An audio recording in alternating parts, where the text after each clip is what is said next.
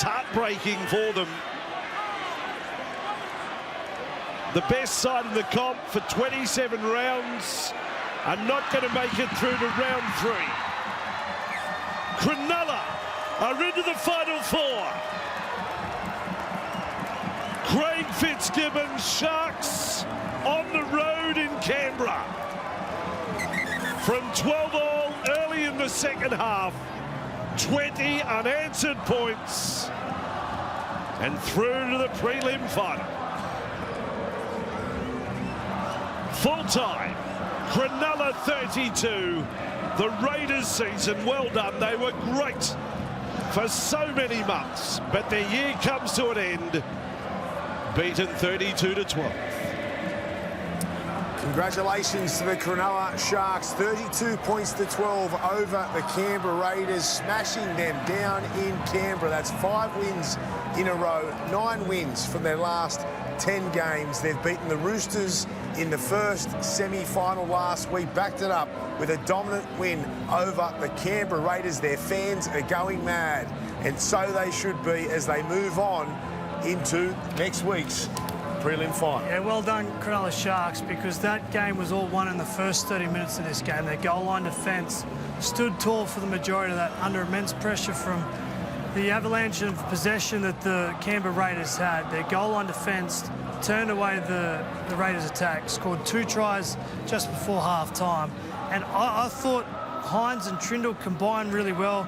Their back rowers, Wilton and Burns, were terrific, and it was an ambush.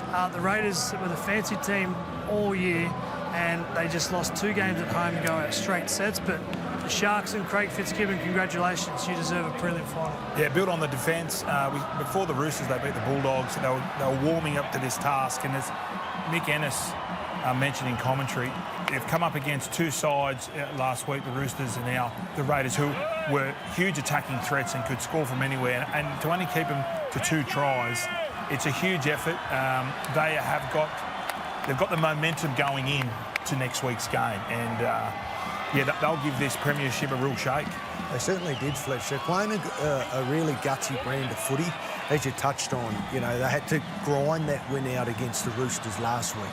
Then they head down to Canberra and play, you know, a Canberra team desperate to win, and they find a way to defend their line time and time again in that first half, Coops, and then claw their way back just before half-time. Yep, defensively, rock solid. And then you talk about confidence, momentum is a key factor of wanting to be in a grand final. When you talk about their team, well, their back 3 are terrific.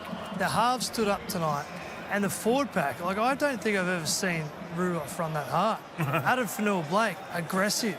Talakai off the bench, terrific. Nickera was his point of difference. So that whole siege mentality that Craig Fitzgibbon, Nico Hines spoke about during the week, they played a really good brand of football tonight and deserve to go through. You talk about going under the radar. They've got the best win record out of any team in the competition since round 19. You could argue that they are the informed team in this competition right now. Now, during the week, they were interviewed. They said there was a lack of respect. They wanted respect. They think they can win the competition. They think that no one really gives them a chance of winning the competition. After tonight's game, after last week's game against the Roosters, do we now believe? Well, I think it was a game against the Dogs, I think it was, just before the season finished, and that was their best performance of the year. They've backed it up with a couple more. They've got to go through Melbourne, and to be fair, if you want to be the best team in this competition, you've either got to beat Melbourne or Penrith at some stage. So you get through that, you deserve an opportunity. But I think has your opinion changed? It changed after the Dogs slightly, but I still feel like I don't want to get too emotional about this victory because they're still going to beat Melbourne Storm at home, right? So that's a tough ask. But right now, they deserve the victory because Craig Fitzgibbon has the hardest parts of the game: goal line defence, kick chase, competing on every play. All those parts of their game is stacking up nicely. Well, it just seems to me that they look fitter than everyone else at the moment. The Roosters have been a fit side. They're going in with those wins. They blew the Raiders out of the water in the second half. We talked about Trindle's kicking game, how good it was. Well, it was on the back of their forwards punching through the line, getting on their hands and knees, allowing Trindle to kick. I feel, and you spoke about this, Foz, you said you weren't convinced until they can go down and win down here. I think they can win the competition. In both finals games, they've had to come from behind in both matches. Yeah. They haven't been handed the victory early. They've been down on the scoreboard, as we touched on tonight, defending their try line time and time again, and they've had to claw their way out of it, and that's what I like about the brand of footy that they're playing at the moment. They're not getting handed the victory. They're not cruising to easy leads and then just hanging on. They are having to fight their way out of it and then claw their way to the win. Yeah, there's still some parts, like, when you win a grand final, you deserve to win it because all of it's together. They've still got some games to go. But I tell you what, like, you got to admire the way they've gone about it, because I like what their back rows did tonight. They were aggressive. The back three were exciting, and you know, Ronaldo Mulatalo was great. And then they attacked the weakness of the Raiders. Their right edge defensively was the thing that Reece Walsh and the Broncos carved up. Game plan-wise from Craig Fitzgibbon went straight at it, and that left edge was chaotic. When you look at the Sharks, they've got great defence. They've got fit. They're fit. They've got limited injuries in their side throughout this final series and heading into next week. Their halves are in form. Yeah. So they are the recipes for success, and they are doing that as we speak. Now, let's get to the Canberra Raiders, the minor premiers.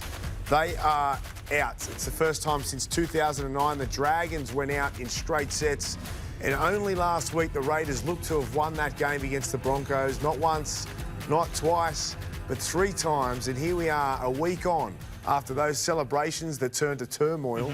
They are out of season 2025. Yeah, and I suppose we can't have the Ethan Strange omission as... I just feel that it was gone by their right-hand defence. They were lacking in confidence. The Sharks could smell blood in the water. They kept going at it. What typifies, it pretty much sums it up for me, they got back to 12-all.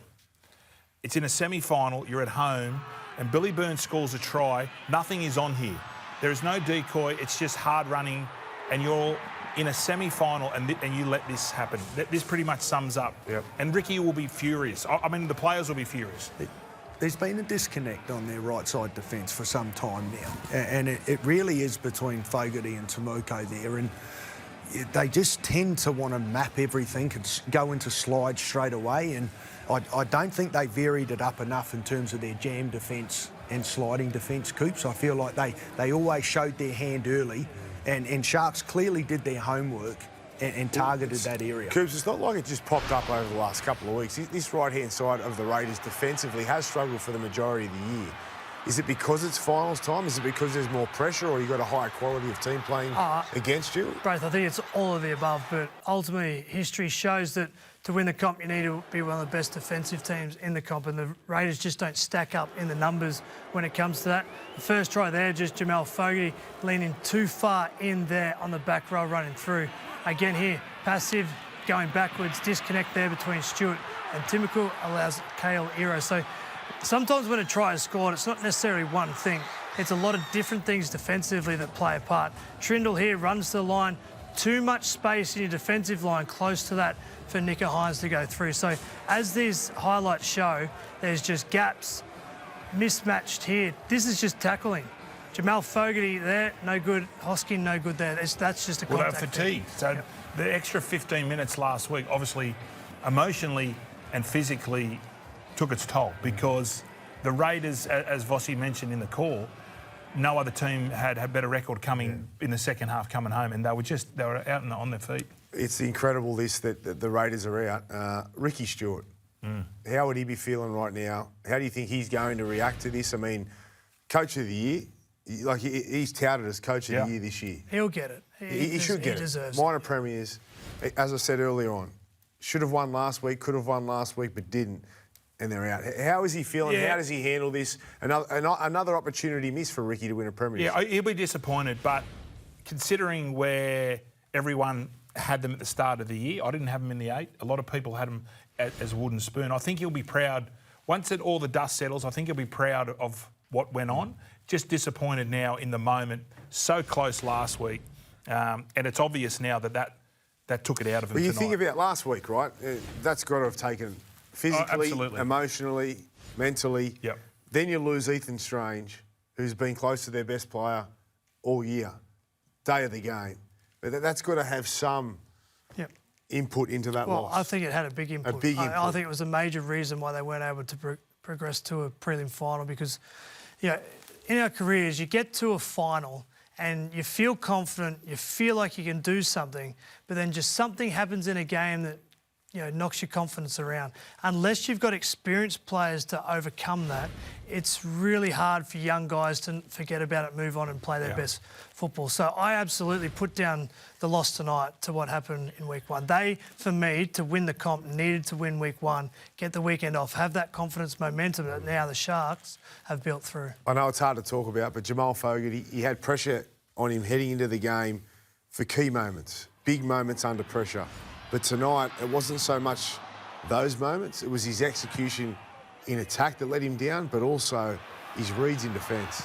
He looked nervous, Braith. He kicked okay throughout the contest. I thought he nailed a few spiralling kicks, but ultimately what we spoke about at the start of the game was around his defence and his organisation. And without Strange there, he was going to need to be the dominant playmaker and get them into positions on the field to get their attack on.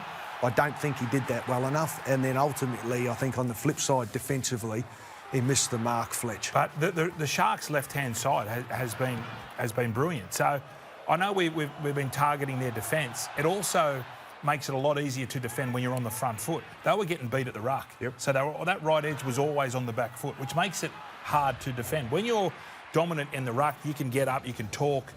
The communication on their right edge doesn't seem to be great. Yeah, defensively, there were some issues there tonight, but when it came to attack, 12 points. They had 48 play the balls in the red zone.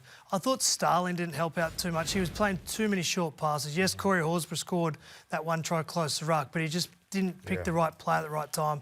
And I think Kyo Weeks, in the biggest game, who has been brilliant this year, he's quiet. just needed to get off that right-hand side, move around the field, support on the inside of Jamal Fogarty, and maybe something had. We highlighted them to pre-game, and ultimately they weren't able to get the job done.